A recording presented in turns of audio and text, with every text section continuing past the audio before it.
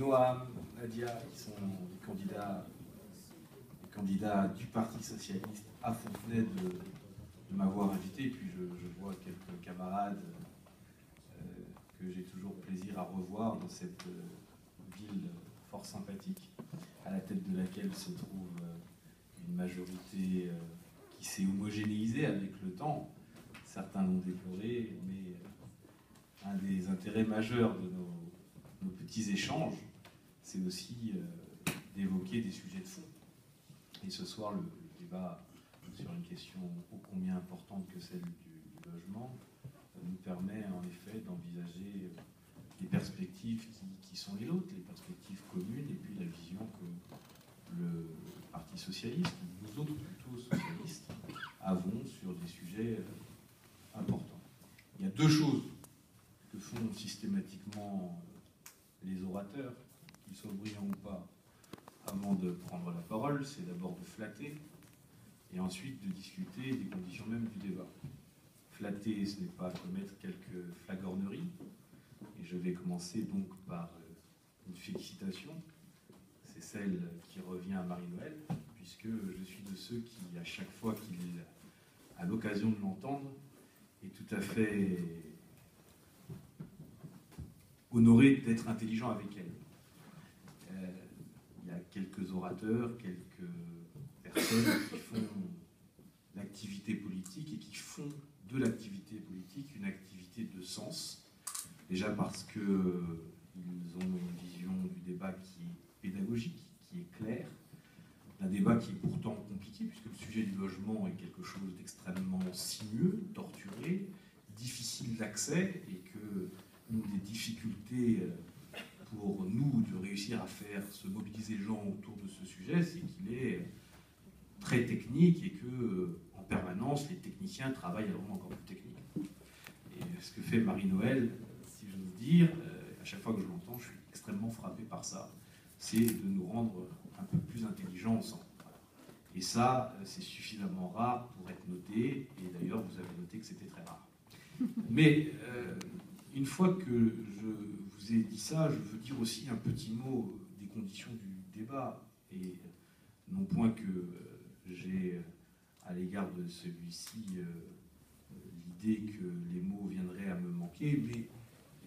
nos débats aujourd'hui prospèrent dans un cadre extrêmement particulier.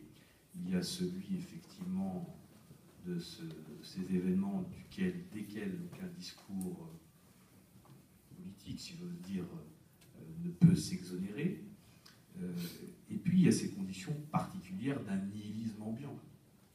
tout à fait ravageur,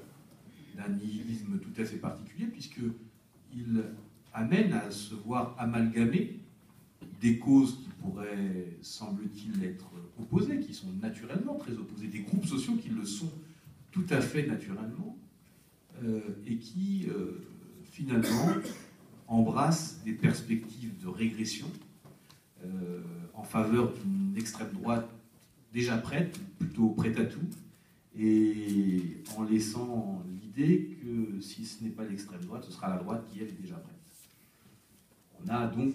un combat à mener contre une droite déjà prête, une extrême droite prête à tout, et nous avons, pour nous aider dans cet effort, des conditions qui sont extrêmement difficiles, puisque l'opinion, effectivement, l'opinion publique a à l'égard du gouvernement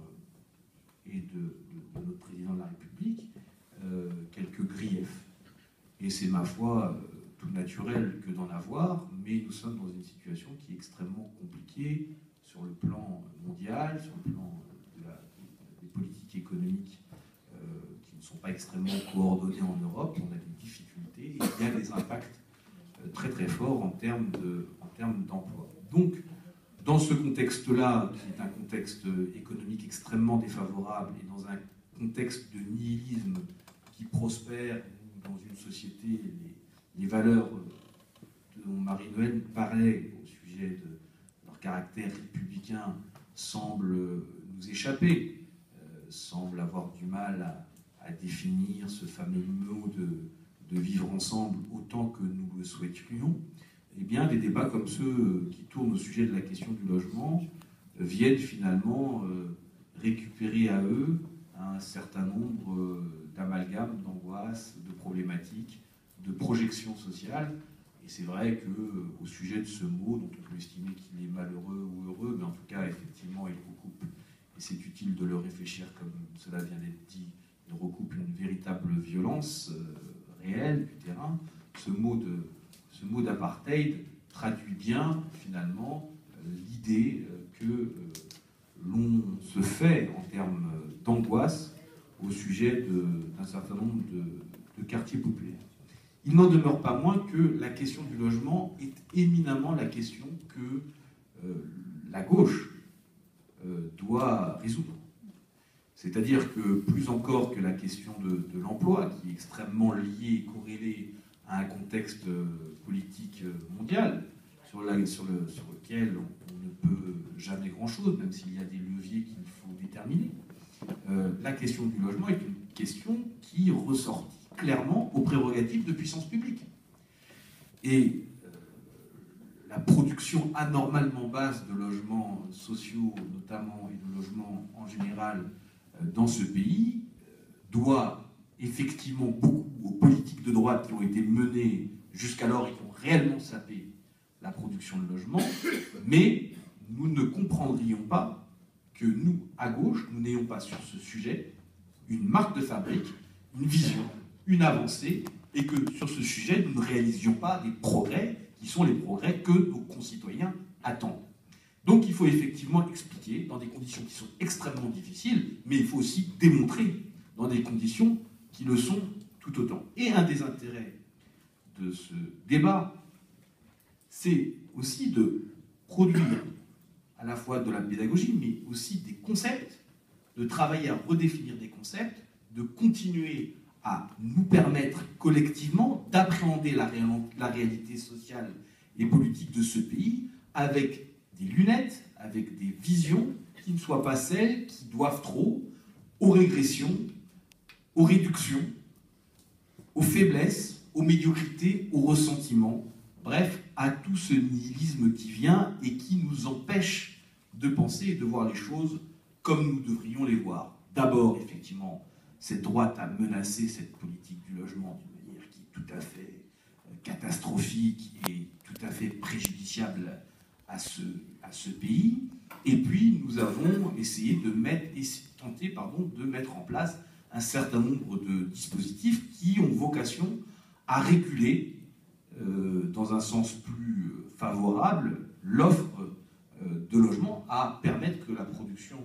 de celui-ci voit un petit peu le jour dans un univers où les marges de manœuvre sont effectivement celles qu'a un gros navire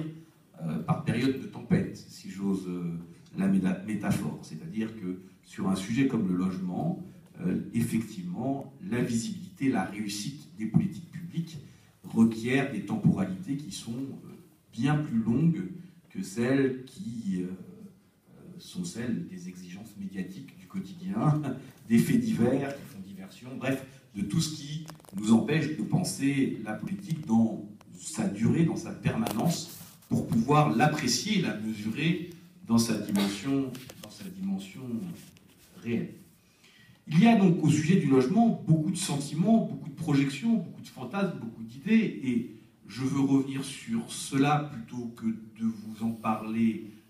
comme l'a fait Marie-Noëlle, puisqu'elle a été, de ce point de vue-là, très exhaustif et très complète sur la question à la fois de la mixité, du parcours résidentiel, de la question de la typologie de la production de logement, bref, tous ces sujets techniques dont je vous ai dit qu'ils avaient été présentés avec beaucoup d'accessibilité. Il faut donc considérer l'ensemble des projections que nous avons sur le logement et voir à quel point s'incarnent au sujet de cette matière beaucoup des troubles que le discours politique, plutôt la doxa, l'opinion commune politique, charrie. Très classiquement, la question de la mixité, il faut le savoir, est une question qui s'est posée toujours. Il y a des articles qui sont extrêmement bien rédigés dès les années 60, 70, dont un que je ne sais pas si tu connais, qui s'appelle « Proximité spatiale et distance sociale », qui est un article de Jean-Claude Chambordon, qui explique très très bien que dès qu'on va produire de la mixité dans un quartier, vous avez un certain nombre de catégories de population qui veulent le quitter. C'est un fait qui est tout à fait extrêmement objectif. Plus vous faites coexister des populations qui, dans leur ambition commune de parcours de vie, n'ont pas envie d'être ensemble, et plus vous tentez, vous rentrez dans la spirale de cette régression que décrivait très bien Marie-Noëlle. Donc, la question de la mixité suppose effectivement, corrélativement et très directement, la question des valeurs. Valeurs maintenues par les équipements publics, par les politiques publiques, qui permettent d'égaliser les chances, d'égaliser les conditions de vie, mais valeurs aussi, non pas simplement du vivre ensemble, mais du projet commun, de ce que j'appelle être le faire France ensemble. Comment fait-on France ensemble? Comment fait-on France ensemble pour que nous acceptions d'être les uns et les autres dans un projet collectif qui prend ses racines dans le voisinage, dans le visage de l'autre, pour reprendre la métaphore de Lévinas, dans cette proximité immédiate par laquelle se fait le sentiment du quotidien et le bien-être qui doit correspondre à, les géographes ont un mot un peu particulier pour qualifier ça, à l'écoumène, c'est-à-dire la sensibilité au monde. Le logement charrie ces sensations-là. L'habitat charrie ces sensations-là. Ces sensations de la vie subjective et du foyer dans lequel on veut être bien. Et pour être bien, il faut que tous ceux qui le composent et tous ceux qui en font la grammaire immédiate travaillent tous ensemble à un projet de vie qui soit marqué par des valeurs communes. Donc, il n'y a pas de vivre ensemble possible sans un projet qui le dépasse, qui le transcende et qui est justement celui qui va nous rassembler. L'exaltation du vivre ensemble, comme thématique politique, est une exaltation qui devient aujourd'hui très très incantatoire à mes yeux, très très incantatoire. C'est devenu un slogan, un mot d'ordre, quelque chose qu'on pose ici et là, sans se poser les conditions, la question des conditions qui permettent que cela se réalise, et sans se rappeler, sans faire l'anamnèse de ce qui a permis que ce vivre ensemble exista, s'il a existé un jour. Et la seule façon que nous avons les uns les autres de nous accepter les uns avec les autres, c'est de constater ce qui nous rassemble plutôt que ceux qui nous divisent. Notez quand même bien, et c'est intéressant qu'en tant que personne de gauche, il y en a quelques-uns dans cette salle, en tant que personne de gauche, nous partagions cette vision. Il est intéressant qu'aujourd'hui, les forces de la division sont dans ce pays beaucoup plus à l'œuvre que celles de l'Union. Et pourtant, c'est tout à fait troublant, parce qu'il y a des raisons d'être ensemble qui sont, à mon avis, tout à fait apparentes et tout à fait tangibles. On est dans un pays qui a quelques atouts, quelques qualités. Je ne veux pas le flatter trop parce qu'il se défend lui-même très bien. Et puis, il y a aussi dans les solidarités immédiates, et Marie-Noëlle a raison de dire, nous qui connaissons les quartiers populaires, et qui connaissons parfois aussi les quartiers qui le sont moins, puisque quand moi je vais dans mon cabinet à Paris, dans le 16e arrondissement, je vois aussi une autre forme d'entre-soi. Bon. Dans ces quartiers populaires, il y a une solidarité